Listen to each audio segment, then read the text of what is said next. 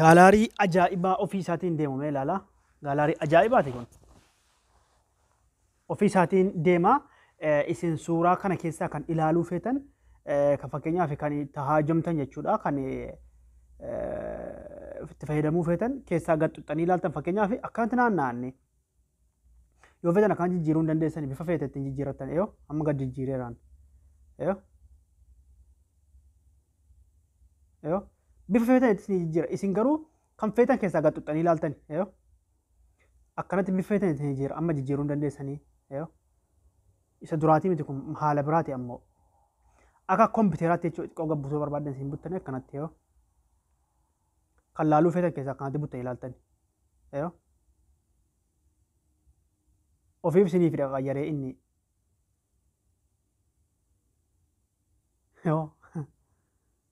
Uummata kana ofiif isinii jijjiira inni kan feetan gaalaarii ajaa'ibaa.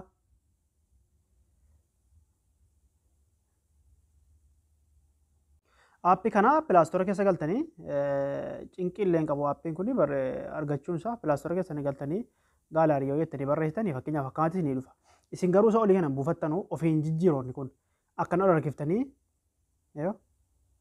hanga isa gurraacha kana keessa nuti kunoo piroofaayilii isaa gurraacha inni hin beekamaa nama miliyoona 10tu buufate piroofaayilii isaa gurraacha isa keessaa buufattanii gadi fagoo deema isa xiqqoo isa kana gadi barbaadan keessa galtanii kunoo isa kana sana booda open gootanii seentanii wagga buufattanii himtanii fakkeenyaaf mi'aaf duubatti deebi'ee isin agarsiisa.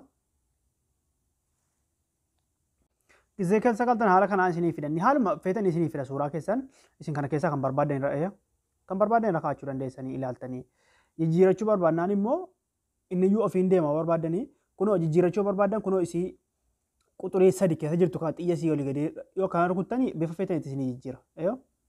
Bifa feetanitti isinii jijjiira jechuudha obboleewwan kiyyaa. Yoo wanta kana xuxxanii hin deema yoo isii dhaabdanii deemuu dhiisee harkaan jijjiirachuu barbaadan jijjiirrattan jechuudha. Kanaaf obboleewwan kiyyaa aappiin kun aappii baay'ee nama raree wayiiti.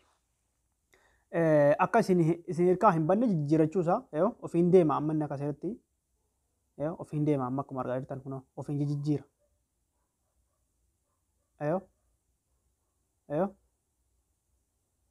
Akkasitti itti fayyadamtanii yoo immoo dhaabu jettanis kunoo akkas xuxxanii yoo jettanis ofiin yoo jijjiiruu feetanis yoo immoo isa xuxxanii deebiftanii ofiin jijjiiruu isin dhiisaa ofiin isin jijjiiraa akka feetan godhattani isin hirkaa wanti illee badu hin jiru. Kana fakkaata barumsi keenya har'a nagaan jiraadha.